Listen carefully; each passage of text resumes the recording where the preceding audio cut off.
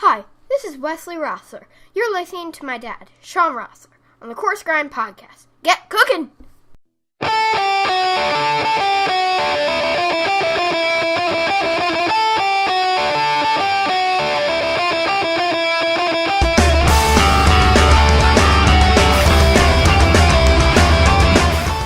Ladies and gentlemen, welcome back. This is episode number 49 of the Coarse Grind Podcast. I hope all of you survived the holidays, unlike the waistline on most of my pants did not. With you as always, host, creator, Shawn Rosler. How the hell are you doing in this wonderful new year? I got to jump right into this. Episode 49. You know, we talk about a lot on this show just in general. We can talk everything from histories, techniques, and so on, but when we talk about food, one area of focus always comes up, and that's seasonal ingredients. You don't make a BLT in January, and you sure as shit don't cook a roast with root vegetables in the summer. Maybe you do. I'm probably off there, but go with me. There's rules, and bend them as I do periodically, even I recognize them. Whenever you can be seasonal, you should. Plain and simple. And I know that, and I respect that, and wouldn't you know it, tonight's guest is in season right now. How's that for a figure of speech? And I couldn't be more thrilled to have her here. I've literally been grinning all day. That aside, tonight's guest has always had food in her life. Hailing from two very different backgrounds, Southern and French cuisine, broke onto the scene as a prep cook at the mansion on Turtle Creek in Dallas, realizing that routine tasks such as peeling potatoes and tying corn husk bows would be integral to achieving her goals. Station by station, she climbed her way to sous chef under Southwest legend Dean Fearing, and she would certainly not stop there. When she began as executive chef at Shinsei in Dallas was when I, a humble fan, would come to know her on season 3 of a show you might have heard of on here before, that being Top Chef. She was a finalist and moreover a fan favorite, would find herself moving to San Francisco to expand her wine pairing knowledge and so much more. In addition to continuing her thirst for knowledge, she now consults with local restaurants, lending her talent and creativity to different locales and people, and loving every minute of it. As if such a repertoire was not enough, she was glutton for punishment enough to come back to the show that put her on my radar, Top Chef, where she now is making her presence known once again via culinary dominance on season 14. Season 3 to season 14, that's a hell of a span, and I'm a hell of a lucky host to have one of my all-time favorite chef-testants, personas, and overall ambassadors for quality cuisine on this humble podcast. So let's cut the fanboy bullshit and get right down to it. Ladies and gentlemen, and everyone in between, my guest this evening, Top Chef Season 3 and 14 standout, and fan favorite like few others, the Chef Casey Thompson. Hi! Thank you for having me. That was such an amazing intro. I loved every second of that. How fun! I'm breathing now. I wasn't breathing there for a minute, but I feel the breath coming back to my lungs. I love it. Thank you. That is too much. My cheeks are red right now. For folks who listen, too. They're not typically red, but goddamn, if I'm not excited now, I don't know when. I've been excited. So this is super huge. Chef Casey Thompson, welcome to the podcast. Quick overview for folks new to the format. Starters, mains, and afters. Starters, we talk about where the chef guest came from. Mains, we talk about where they're at, what they're doing. And afters, a little more off the cuff. No one's ever been injured before in the course of the show, so I don't expect it to happen now. So without further ado, Chef Casey Thompson. Can I say that again? Chef Casey Thompson. Holy shit. Oh my goodness. Hilarious. Yeah. You crack me up. Tell me. This is my first podcast, so I mean, I talk a lot. I think that's just definitely something this you're is gonna... your first podcast? It's my first podcast. I love them. All right. And we take road trips and we listen to them all the time, so I get the gist, but I've never done one, so thank you again for having me. Too cool. I feel so fortunate because you don't have any expectations right now. So, no, I have no idea what's happening. Perfect. So That's all the better for me right now. Love it. So without further ado, Chef Casey Thompson, I'm actually keeping a tally of how many times I'm saying that. If you're playing the drinking game at home, drink when I say Chef Casey Thompson. Yes. So in the intro and in my bio / pseudo stalking, you know, I saw the disparity between Southern and French. But tell me about where you grew up eating. Where was it that you discovered those two roots together? Well, you know what? I mean, my bio is out there, and it's definitely been sort of, I feel like, for lack of better words, just really shoved down the throats of everyone. It's like, this is where she, her roots. Yeah. I think Top Chef just has this really big way of repeating it over and over, especially when you do it 3 times like me. Sure, yeah. But it's, I grew up being exposed to really good food. And right. I'm lucky, right? I mean, I had 2 grandmothers that I know it just kind of, like, everybody's got a grandmother that cooks really well, but my grandmothers were really amazing cooks and believed in cooking that meal for the family that would create memories. Yeah. If it was about making cookies with my grandmothers every year the same way, or making the log cake, the bûche de Noël every year with my grandmother was just something we did, and she didn't skimp on stuff like that. So my French grandmother, super deep rooted in history and technique. And then I had a Southern grandmother, my dad's mom, from Texas, born and raised. And, she didn't have a lot of money. They didn't have a lot. But what they did have was a big family, and she cooked for everybody.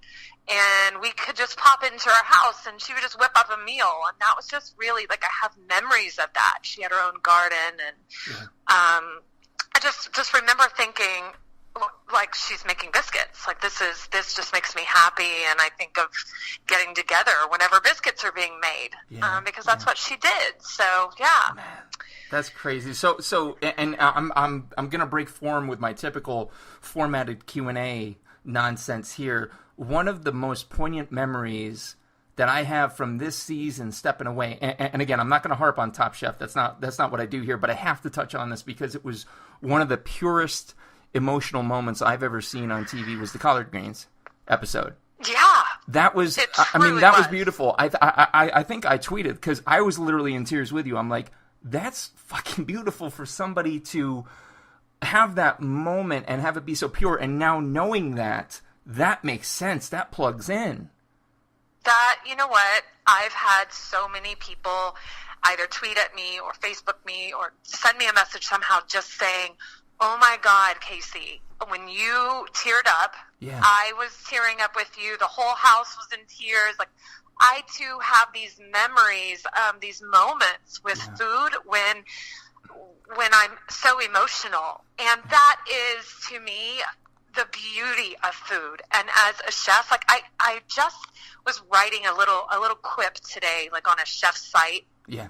And somebody, said, hey, can you we really want to be positive, and 2017, we really want to just say some really cool stuff. So how about just talk about the hospitality industry and what you love about it? Yeah. So I just had like another one of these moments where I was thinking to myself, I can't imagine doing anything else. Like, I am exactly where I want to be. I'm so in love with my career. I don't call it a job because that's not what it is to me. Sure, there are moments, but this career is it's about my connection with food and about how I can relay that message to the people that I feed, which is so cool. So anyway, yeah, that was a raw moment, but it was real.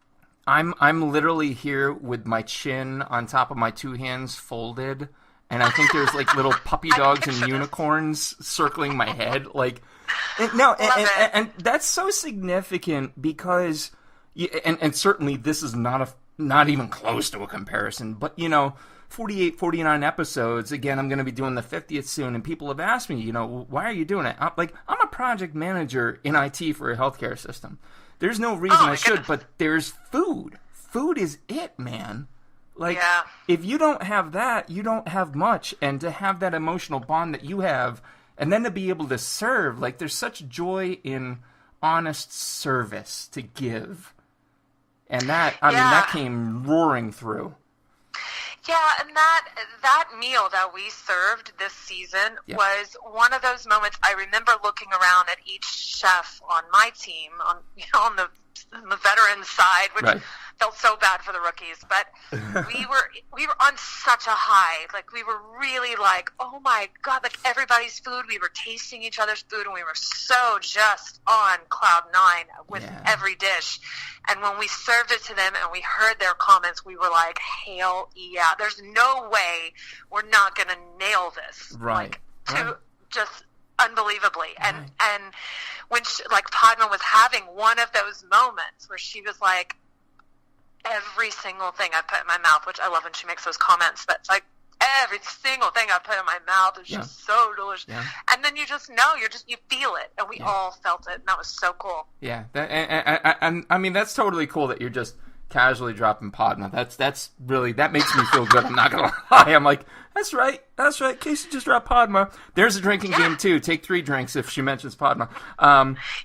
So you have this rich, illustrious, beautifully disjointed history that comes together clearly, and it works for you. If you had to pick one, who would be your greatest culinary influence? Obviously, you had the 2, stylistic influences. Was one greater? Did one have more sway? Or was there somebody else completely?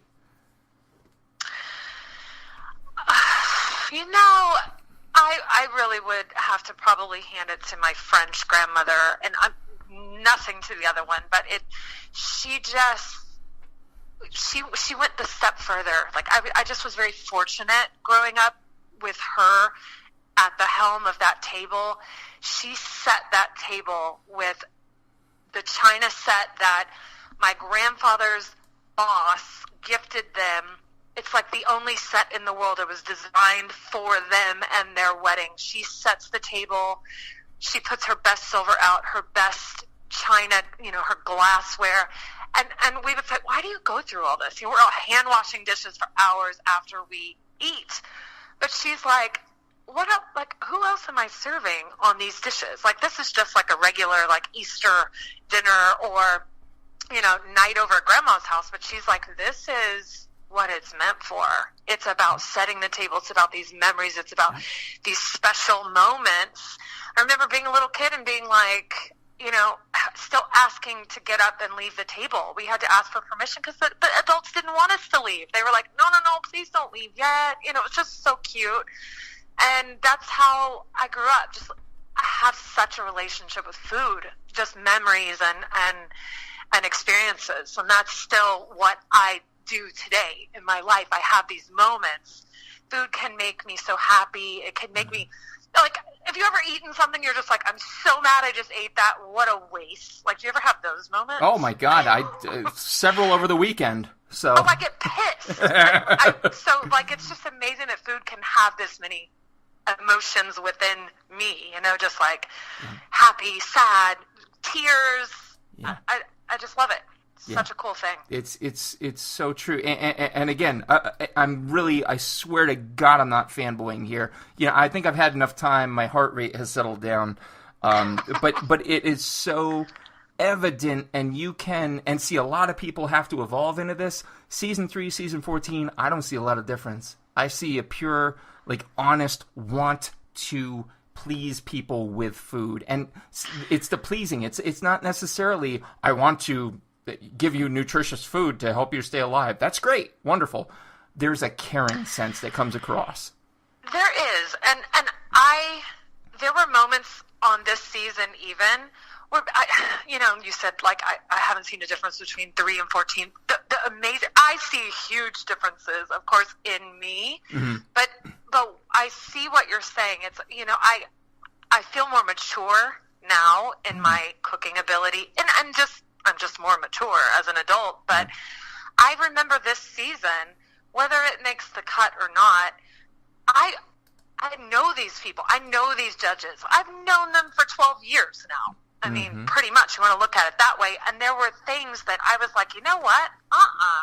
I'm not going to sit here and let you say, I found it to be da-da-da-da-da, or whatever. I'm going to say, no, you know what? I don't see it that way. And I'm not arguing with them. I'm like, I don't think you were getting the message I was maybe trying to get across. And then I would explain it, like, the reason I did it this way was because da-da-da-da-da. And they would go, oh, okay, Right. no, now that you said that, I see what you're, and I'm just thinking, you're standing up for your food, but you're not being an asshole about it, you're just Precisely. getting the message across. Precisely. You're not a 26-year-old CIA graduate being like, Nope. no, that's what I learned in class, man. And I think anybody in any industry, especially now hiring, you get those people, bro, that's what I learned in the class. I'm Oh like, my God. bro, this ain't the fucking class. Let's go to work.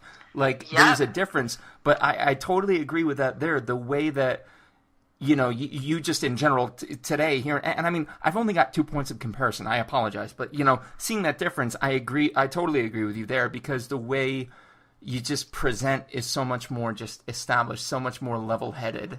And it's rad. Well, it's awesome to watch. If I'm going to serve chicken feet and they're not going to be cooked correctly, Right? I totally get it. Like, I was like, oh, yep, I see where that went wrong, and I get it, and I bowed out. I was like, yep, and I made a mistake. Yep. This time around, everything I did, I felt like I was so behind it, and I'm like, you know what? Like, I'm either gonna like make sure that they understand what I was trying to do, or because technically I didn't feel like a whole lot went wrong. Mm-hmm.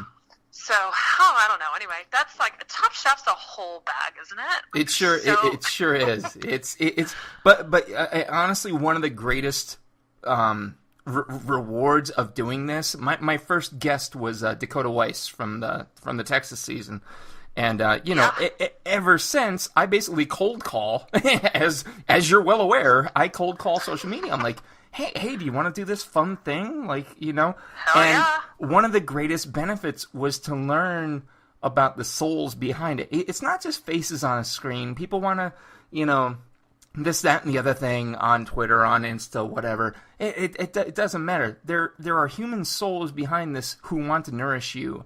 And between the local people who I've had on the show and you kind folks, it's wonderful to see the complete and utter similarities.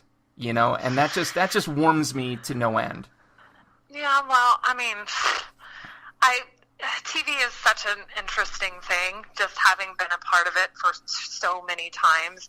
But my favorite comments are when I meet people outside of the show, and it's because they were huge fans on the show or whatever. However, and my favorite comments from that, well, I get two. One is, oh my God, like, and they don't say it really to my face. They'll say it to like someone, like their friend or something, but I'll hear them and they'll be like, she's so nice. Which I'm like, I think that's hilarious, because I don't know what I'm coming across on TV to most. But my second thing is, oh, you're so much taller on TV. That's my all-time favorite. I'm like, oh yeah, thank you. I appreciate it. That's a good one. That's a good one. So. So you know, obviously your history, your background, your heritage brought you to where you are and everything. But was there a moment, and I picked through, and it kind of just, you know, jumped into, hey, I'm doing the Mansion on Turtle Creek in Dallas. But was there a moment before that, Casey, that you like looked at food as something other than sustenance, mandatory 3 times a day kind of thing? When was it that you realized it was so much more? Well, I still had those feel like I wanted, oh God, like I was like, oh, what do I do now? Do I get married? Do I have kids? Do I carry on these traditions that I grew up with? Like, how do I do that? Because that was such a wonderful part of my life. And I have, like I said, this relationship with food that I want to continue. But I was trying to connect, like, how do I'm not, if you read anything about me or you see me or like whatever, like I don't make cupcakes, and I'm not at home, Susie homemaker baking it up, and like that's not me. And I was trying to figure out, like, what is my connection with where I want to take food in my life, and it just really wasn't. I love the badassery of the kitchen. I agree. But I just, but but I'm not, I don't want to, like, I was like, okay, well, I don't want to be a pastry chef. I think that was kind of the path for a lot of females. Right. It's like, oh, you want to work in a kitchen? Then just, I guess you better get going on pastry. And I was like, no, I'm not interested in that at all. And I remember thinking, well, I mean, I can just maybe try to go work in a kitchen and see if I like it, or like see like even what's up. And I decided on the mansion on Turtle Creek, like you said, because it was in Dallas where I grew up, and it was the most amazing restaurant in the city. And I walked in scared out of my mind. I did not own a knife. I did not have a pair of chef shoes. I was so out of my element, and it was one of those, like, walking in this, like, service entrance where you have to, like, talk to security to even get by. Yeah. This was like, okay, how do I get out of here? Like, how do I escape this situation right now? Because I'm so, like, this is not what I should be doing right now. So I somehow, I'll never forget the woman, the human resource lady. Her name was Kitty. I'll never forget that. And Kitty was a woman with, like, this big bouffant hair, and she had, like, little cat eye glasses, and she was the human resource lady, and she caught me somehow in the hallway, probably trying to escape or find a way out of there. And she was like, oh, you're Casey, come on in, let's do this interview. And I remember looking down this long hallway, and there were chefs at the other end of it. I mean, coats, chef pants, aprons, hats, the whole thing. And I'm like, oh God, no. Like, I was having panic attacks. I needed out of there. And Kitty somehow got me into a room, and she was like, okay, it was the most embarrassing thing. She's like, so do you know how to hold a knife? I was like, no. She's like, do you have a knife? I'm like, nope. She's like, why do you want to do this? And I just remember thinking that it was something that I had decided, which I'm very hard-headed, very stubborn. I'm like, I just told myself, like, this is something you're going to do. And everybody told me I was crazy. My mom was like, you are going to go work in a kitchen for the rest of your life. This is what you want to do. In the bowels of a kitchen. Yep, I'm like, yeah, sounds pretty cool. She's like, great, sounds awesome.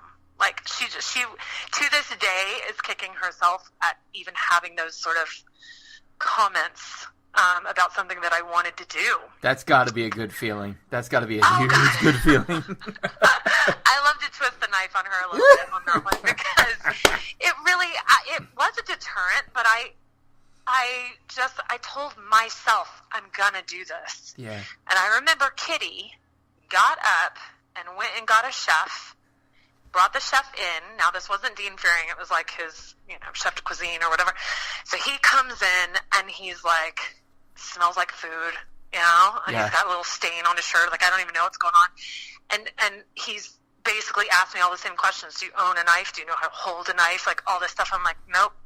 And I'm thinking, you're just embarrassing yourself. And he's like, why don't you come with me?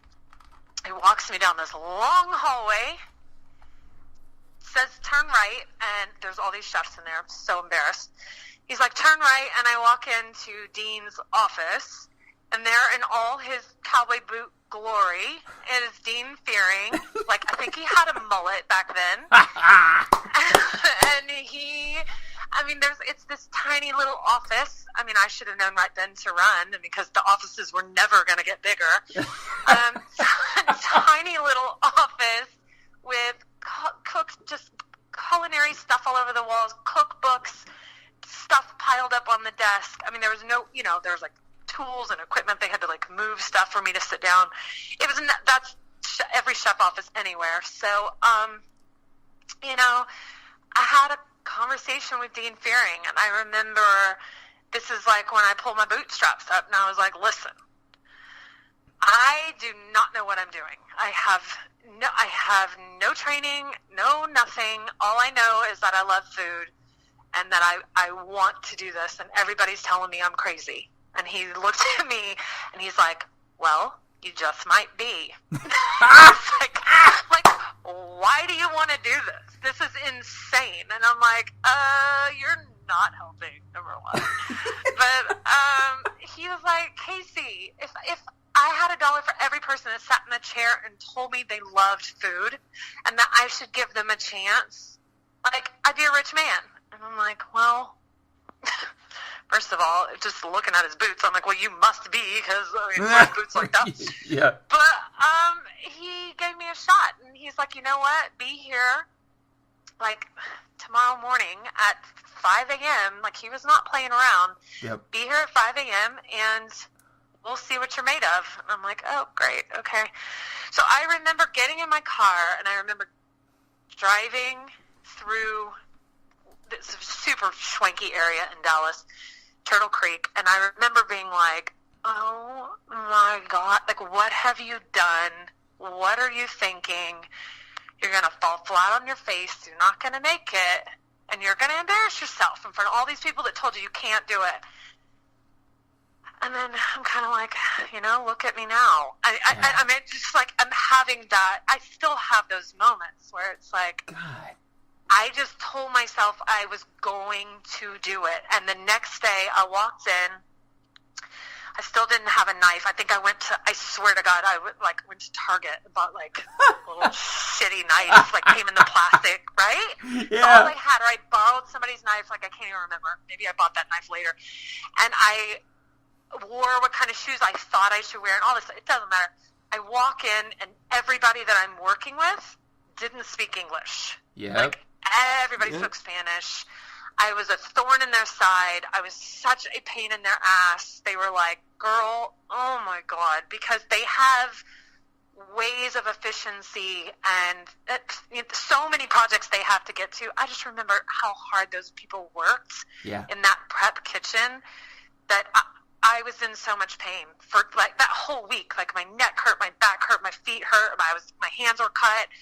I was a mess, but I loved it. I absolutely loved it, and there was no way I was going to quit because I don't quit.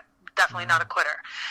And I just kept my head down, and I learned from them, and I got efficient, and I got faster, and I learned their ways of, working the tools even, how to hold a peeler properly and how to use the equipment in the kitchen, like all of this stuff, very important. Yeah, you can get that in culinary school, but like how to like do it quickly and move on to the next thing because there's so much stuff to do. Like that was such invaluable lessons learned in that kitchen. Like I could not buy that type of education. That's the real world. That's again, any industry, software, that kind of stuff. You can tell me all you want about the 80-hour analysis you think you should do before you start a project, but we got to get to trucking. We got to get the fuck to trucking. Let's go to work. Yeah. And quite honestly, that's what's missing in most every single culinary kid that comes out of school nowadays. They walk in, they hand you their fancy resume that they learned how to make in school, and they want to be a sous chef. Yep. And you're like, what? I'm sorry, am I missing something?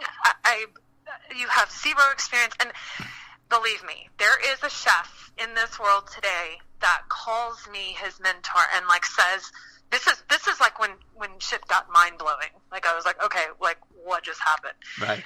But a really good chef that is in San Francisco, he's making his way, he's working his way up, and I gave him that chance. He came to me and he said, I don't have a knife, I don't know anything, I just want to do this. And I was like, oh my God, I do not have time for you. I don't have time for you. I do not have time for this. If you prove me wrong, I swear. And then he's killing it. He's killing it. So, and that's such a good feeling on both ends. It's not just for him, it's for you too. I'm sure. Yeah. God, absolutely. That's incredible. And that's just kind of when I was like, what? Like somebody's calling me a mentor, like that's amazing to me. That's when I pinch myself and go like, how did I get to be able to do one of the coolest jobs ever? You turn the corner, and I mean, you make it look amazing. What you say about that new class coming out. There's been one culinary student I've had on the show, and it's because of what a good, humble stock he comes from, and he's going to go places. Or early on in the podcast is a family member of a friend, and it was cool to hear the perspective, of not just a student, but a humble student. But they're the rarity, like you say. They go to school, they think they're going to get something. Period, no question. I mean, you can't, kids coming out of college, they're struggling to find jobs, but these culinary kids are coming out with this sense of, they've read every culinary book, they've met chefs at such and such events and all this stuff, and I'm like, that doesn't give you experience. I'm sorry. It just doesn't, and there is nothing like getting in a kitchen and doing the work, I just tonight, I'm doing this podcast. Everybody knows that I'm not going to be in the kitchen tonight. And they call me and they're like, our dishwashers are stuck. Their car broke down or something and they can't get here. Mm-hmm. And I'm like, I'm the only one. Right. I am the only one. They are all working. There is work to be done and there's a hole, and I'm a very capable person. So the second you go thinking that you're some, privileged culinary kid that isn't willing to put in the work, you're in the wrong industry, because I'm here saying I've been on Top Chef 3 freaking times, and I'm considering I might have to go in and wash dishes. I mean, that's just the nature of this job. That's, you have to my God, is that it? it. I was dean of students for a junior college, and the one night the toilet got clogged. We're on a budget. Do you think we called the plumber? Hell no. I went in there. I took care of it. It's. But I don't think you see that, and that's not necessarily to disparage on a generation, but it is definitely common. I think definitely common. Yeah, and believe me, there are those that come in and they are willing to work, and they're so smart, I mean, they're sponges, and God, I remember that. There was that moment. Now it takes me a little while, but I truly believe that there are those still rarities out there, those talents but they showed themselves, they proved themselves, and that hard work goes a long way. But and I can't for 1 second go, oh, that is not in your pay grade, or that, we don't do that anymore. That's right. That just doesn't exist, not in this career. Mm-hmm. Amen. It's true. Amen. So that's how you got to where you are now today. Yeah. It's been many years. Yeah. Which is crazy. It's slow. I'd say a slow, steady build, but I mean, you're a volcano, Casey Thompson. You ain't even playing. You know what? It's not even still everything I had hoped it was that I was going to accomplish. I think that in the beginning I was like, look, I'm going to set out, I'm going to be this Michelin Star chef, I'm going to win all these awards, I'm going to do this and do that. But it's my path has definitely, I've done some other really cool stuff. When I was the ambassador for the Argentinian wine, and I was traveling, talking about wine and doing it, but I was cooking also for them, and that was such a cool thing. I was going everywhere and doing all these really cool things, talking about this wine, and that was such a cool moment in my career, and that's still huge on my resume, and everywhere that I go, it's that's part of it, Little things like that, or when I think, oh, well, you never did get that Michelin Star, or, that's not exactly where you thought that restaurant was going to go, because I have those moments. It's I'm happy. There are so many proud moments and so many cooks that have come out of each of these scenarios that I still get people go, oh my God, do you remember that dish that we did? And I'm like, yeah, I totally do. And those were the years, weren't they? That was so much fun. We were really having fun, and we believed in our food, and we believed in us. And, you're not always going to ride the highest wave always, but it's about those feelings that you had, the hard work that you put in, and seeing things. A good friend, and I will say his name, but John Tesar, from Top Chef at age 58. John and I get along, but he doesn't get along with everybody. But sometimes I'm like, John, okay, too much, bring it down a notch. But he definitely has these moments of this infinite chef wisdom. I think that's 58 years of chefing. Oh, yeah. He says definitely things like, restaurants are going to come and go. That is always going to be a part of the nature of what we do. But it's about, kind of how you felt about it and the good things that come out of it. Yes. And that's so true. And that's really how I have to look at it. It's not always going to be. John Tesar is one of the most misunderstood from a fan base. He's one of the most misunderstood, and one of my sorest misses that I experienced between episodes 1 and 10. I had him on the line, and I dropped him, and it bugs me to this day. He is brilliant beyond words, and there's definitely, he's definitely a sandpaper to a degree, but sandpaper makes shit smooth. Like, sandpaper has a purpose. It does, and the more you kind of get to know John, the more you realize, shit, man, things weren't always perfect for him, and he had some definite mountains to overcome, and I think that's one of the coolest things about him, these life lessons where you really learn a lot. But I think one of the things he does not always have is that filter, and on the back end, I go, hey, John, Jesus, man, why'd you say that? Or that's not what you meant. And he's like, well, I know, it just came out. Yeah, okay, well, exactly. Don't just come out. That's not what you should have said. And then he is now apologizing. That's something that John was never capable of. So I love John, and I actually told him the last time I saw him, we were in Dallas, I said, I will never talk bad about you. I won't, because I know there's a lot of people that want to, a lot of people that hate John. I will always be your fan. So he's a dear friend. He's highly misunderstood. Oh my God, watch it. You watch him in action. You can can whatever he says and chuck it to the curb. When you watch what he does and you watch how he does it, and I mean, again, this is a layperson speaking. I worked line for a stint in college. That's the extent of mine.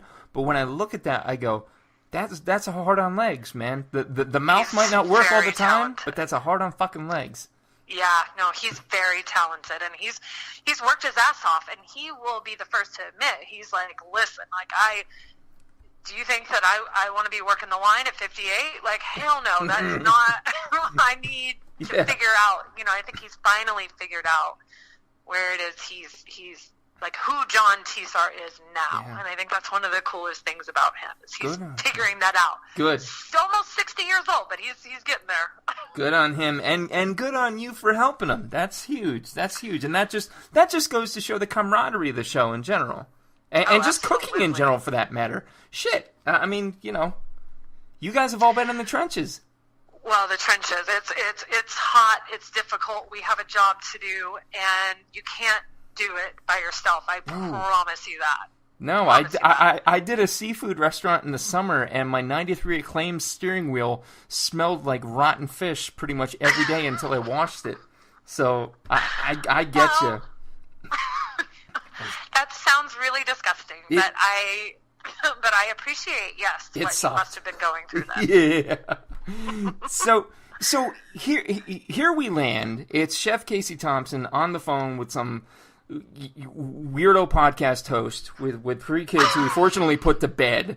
Here in the present, here and now, where are you drawing from to be you, the culinary force that you are? Where do you draw your inspiration from here and now? I am very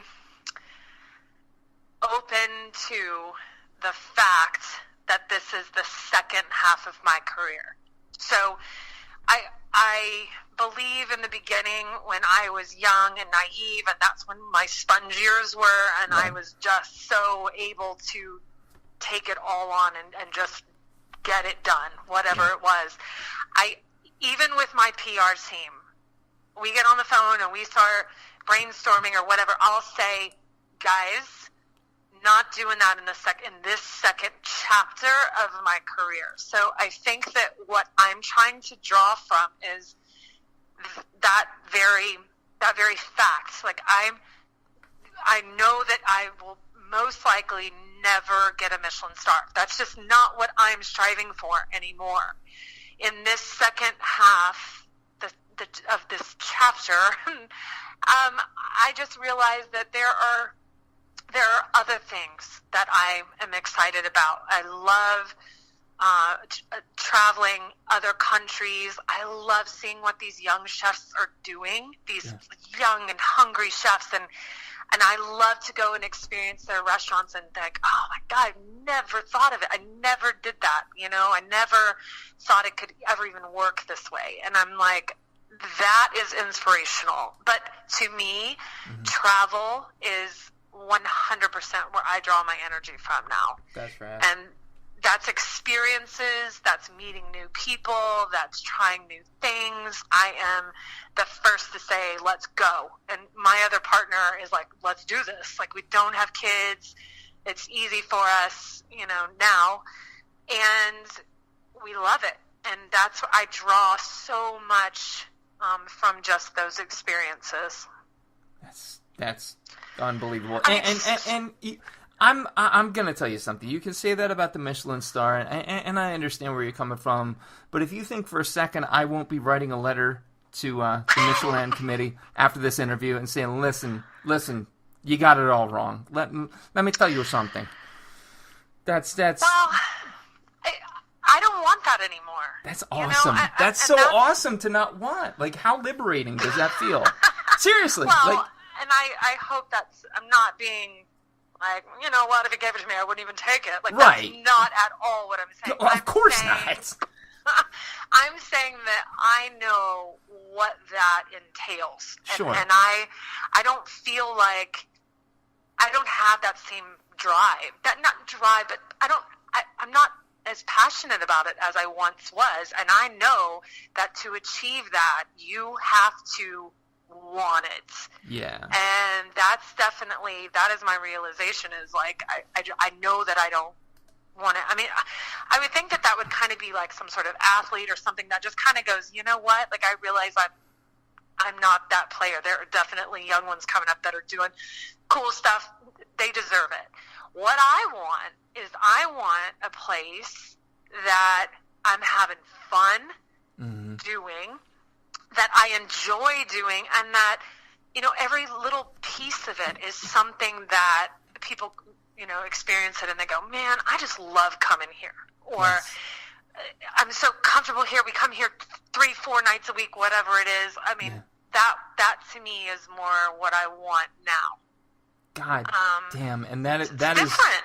Yeah, but that comes through, and that, like, I'm sure diners like me are more drawn to that than the opposite. I mean, hey, if you are great, fine and dandy, I've found more, good culinary friends locally. We have a Monday night poker game because chefs can play on a Monday night in the Nothing area. to do. Yeah, and it's just, that's what they're about. It's about just, again, it goes back to what we were saying earlier about you just being this spirit that takes culinary care, and I think. Well, I also think when you relax and you're enjoying yourself, there's beauty in that as well. I mean, of course, there's beauty in a Michelin star, believe me.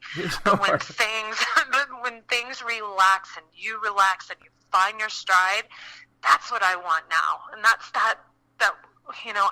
that's part of my being mature now, more than I was 6 years ago even. And I'm just trying to, like, chill out and enjoy myself and enjoy food again and that experience. And it's almost kind of morphing into a little bit of, like, food and lifestyle, and that kind of goes with the travel and all that. But I love to, having taco night at my house is not taco night anywhere else. I'm really going to go all out. I'm going to do the flowers. I'm going to get the candles going. I mean, we're having homemade tortillas. We're doing the whole thing, soup to nuts. And when people leave, they go, what the hell is that? Right? I thought we were coming over for taco night. That was insane. But I love that people are experiencing something cool, and our house is like the coolest place to hang. If people are like, how do I get a ticket to come over there?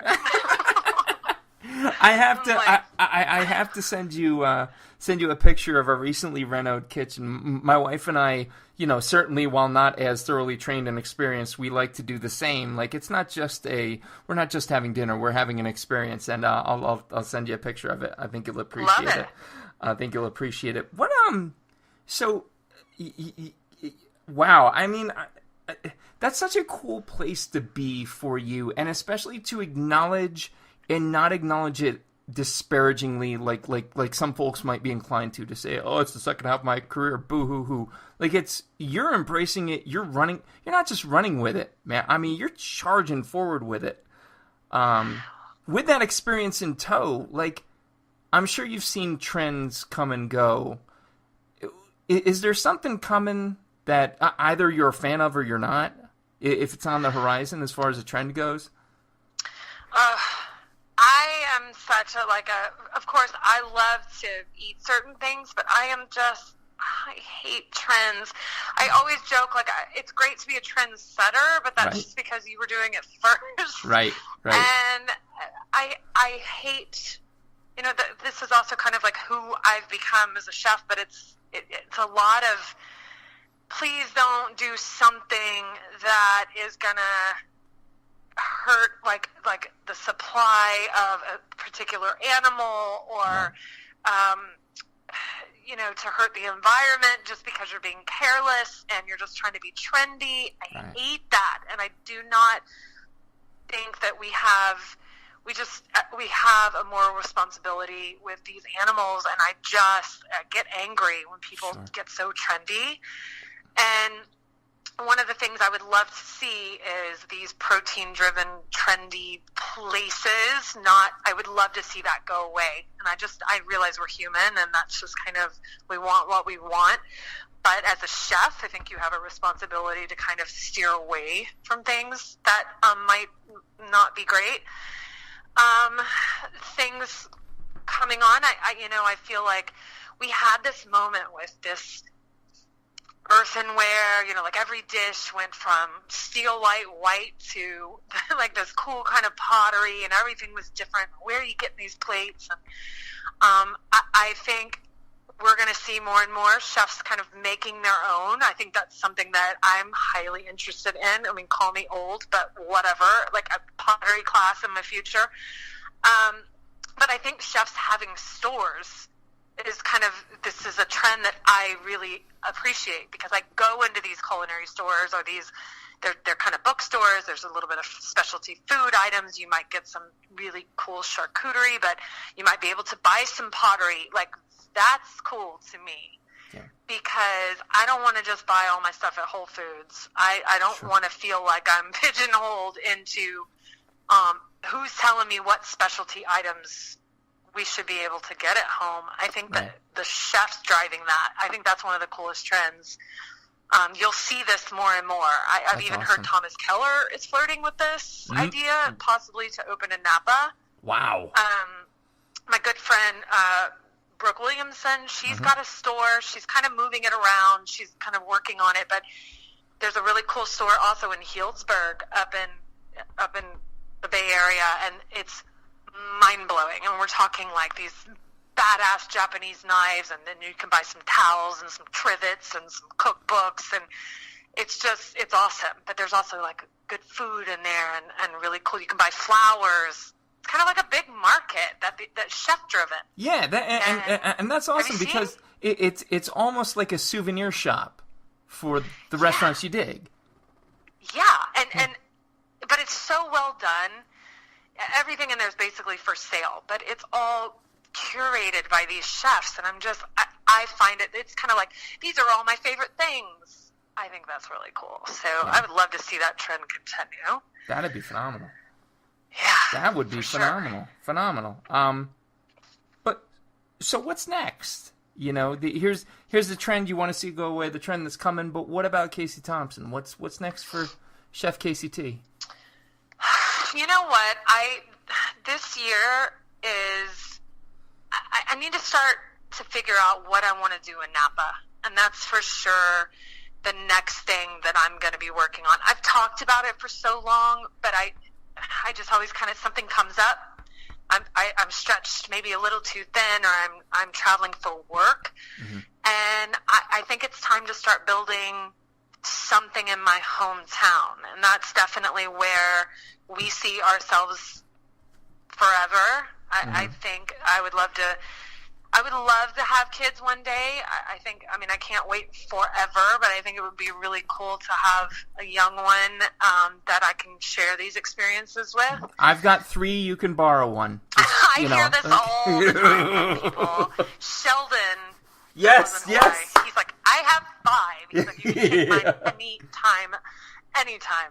So, but I think Napa, it's just that's my backyard, and I love living there, and I don't really love to leave unless I'm going on a culinary experience. So I want to start working on that, and I want to be home more. You know what I mean? Yeah. No, I totally, and that's so cool to hear that Wanderlust is rooted. Like, that's a rarity. You either like have Wanderlust and just want to go, or you're home.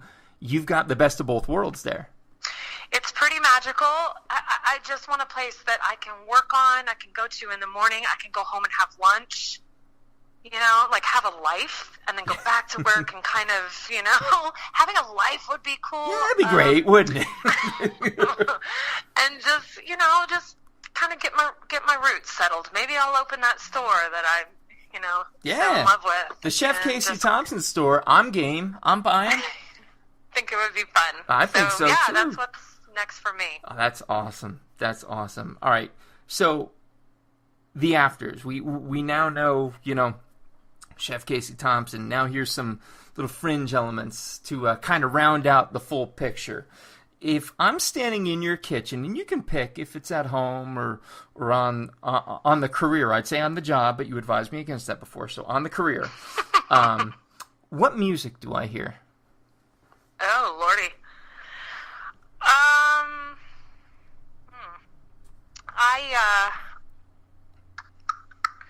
I might choose something like a little, like Bob Dylan. Nice. I'm kind of, I like nice and easy.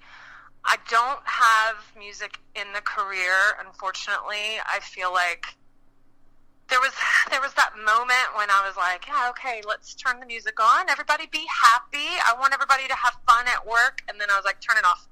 No more fun. Like, yep. That was that. The fun police showed up. Oh. Fun police pulled up and shut it down. And I don't like it in the professional kitchen. Sure.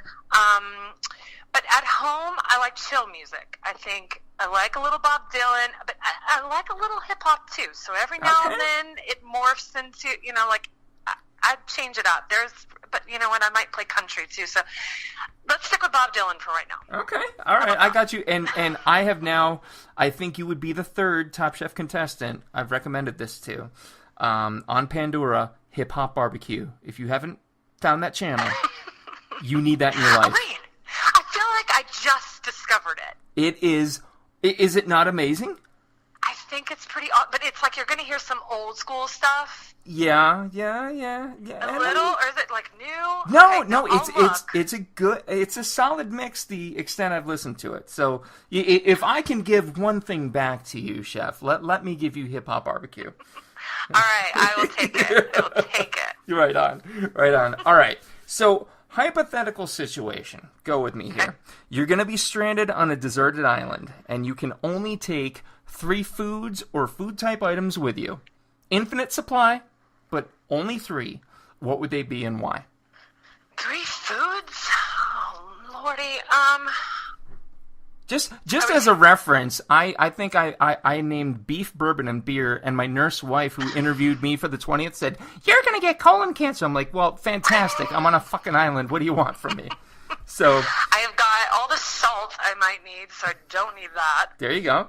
But booze is one of them? Oh, shit, yes. Okay, well, I can't live without booze. Okay, so let's, for sure, wine. So infinite supplies of wine. And I think maybe since I'm on an island, it'll have to be white. So just a really nice, maybe white Burgundy, if I could just have infinite supplies of that. Let's see. You know what, I'm going to skip the protein because I feel like I can figure out how to fish. Okay. I'll figure that out. And then I'm going to dry out I'll make my own salt. So I got that. You figured out how to work in a kitchen. I think you could figure out how to fish. Just throwing that out there. Yes, I can fish and I can make salt for sure. Okay. But what I don't feel like I could live without, because I could just eat them, is lemons. Okay. It just makes everything better. And if I'm going to be eating a lot of fish, then I got to hit it with lemon. Of course. So infinite supply of lemon and wine. And shit, I've got fish. I'm doing pretty good. And then I'm going to need some lettuce. I have to have lettuce. It's just, I know that sucks. Super healthy, but you know what? I will be tan. I will be very healthy, and I will be super drunk off of white Burgundy. So I think I'm in a good place. What's wrong with those choices? I'm looking at them going, boy, my beef, bourbon, and beer. I mean, I might last a week. Casey Thompson's gonna live forever on the island. I'll live forever, and I'll find some fruit. I'm not, I'll figure it out. You go for it. You got it. So, have you had a chance to read Melanie Denea's My Last Supper?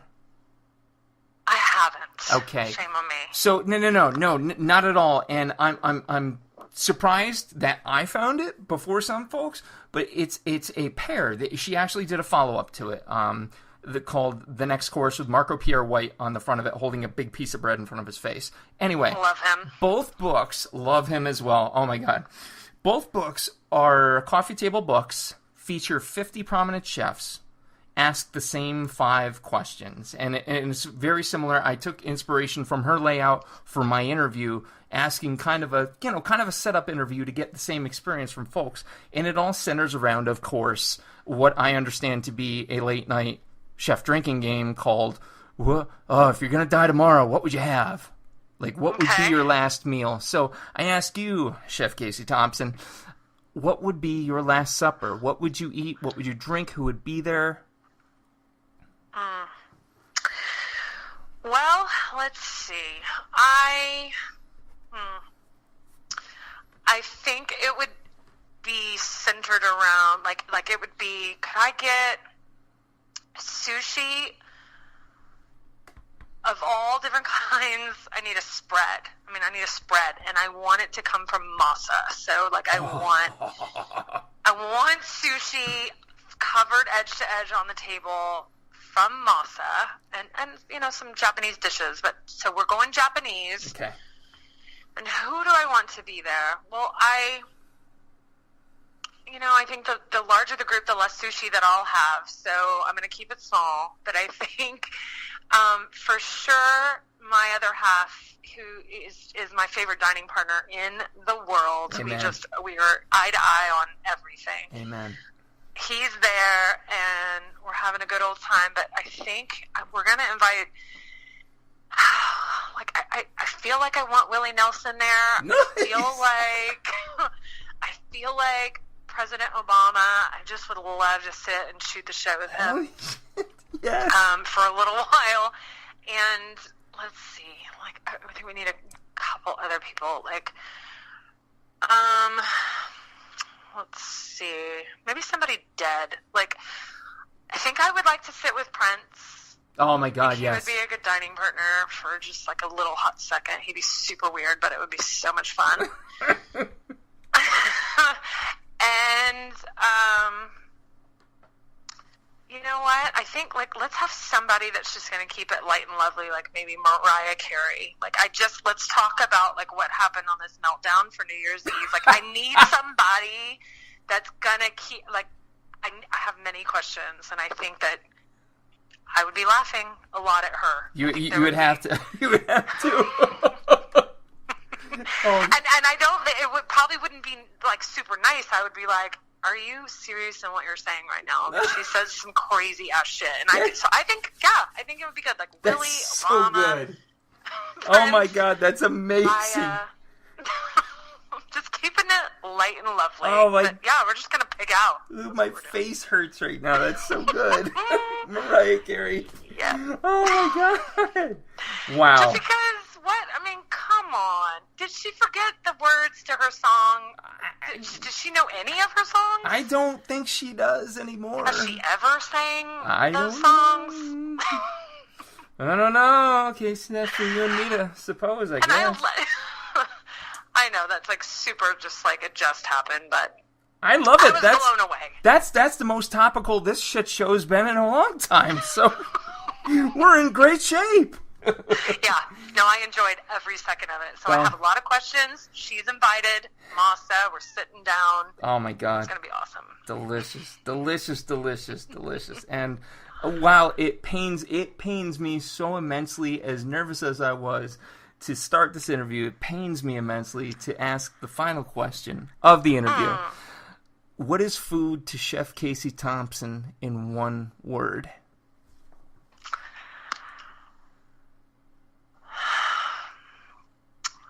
Life. I love it. I mean, I know that it gives us the ability to live, but it also allows you to live. Yeah. And I mean, but in more of a in a worldly sense, you know, I think that we live and experience through food, and not only does it nourish us, but we have life through food, and so many of my memories are marked by sharing food with other people, and even moments of my career. Like I said, when a chef I've worked with is like, "Oh my God, do you remember when we did that dish?" Those are moments, milestones in my life, and so I would say that food to me is life. That is spectacular, and you know, you give so much of your life to others through your food, and I think I'd be remiss in you know, mentioning that, and that just shines through. If I haven't said it enough, I know I've said it, you know, jokingly and fanboy, but I mean, honest to God, and I think anybody who's ever seen you would express the same. I mean, you truly live what you preach, and it's been an absolute honor to have you on the show. Thanks. It was truly fun. I mean it. And yeah, I love to talk about food, so you want to call me back anytime. Oh, I hear part 2. I hear sequel. I hear sequel. Well, we could talk about that hip-hop channel after I hear it. Oh, we're going to do it. We're going to do a recap of it. Hey, Chef, is there anything you got coming up I can help plug for you? You know what? I think just in knowing that there is something I want to do in Napa, I have a pretty good idea of what it is. I think it's just keeping an eye out when you come to Napa. I think there's so much confusion right now. It's like on TV. It's like, where is she? What? Because I do travel, and I know I'm down in San Diego, but I live in Napa. Yeah. That is my home. And so if you're there, look me up. Oh, yeah. I tell you what, my wife and I have been planning on a trip out there, and I think we're going to have to at least do a little in-person white burgundy tasting. Bring it. Oh, game on. We've got ChefCaseyThompson.com. We've got at Chef Casey T on Twitter, Chef Casey T on Instagram, and Casey Thompson on Facebook as well, folks. Be sure to check out her site. She has a lot going on. It's a beautiful site from a web guy. I got to tell you, it's impressive, and I'm sure there's going to be some big, crazy, fun things coming out of there soon. I hope so. All right. Thank you so much. Right on. Thank you, Casey. Ladies and gentlemen, this has been episode number 49 of the Coarse Grind Podcast. With me this evening, the wonderful, amazing, and awesome Chef Casey Thompson. My producer, as always, has been Johnny Leland Robinson, the Reverend Johnny Lamoria. Be sure to check out his Cinematic Pig's Feet podcast and others.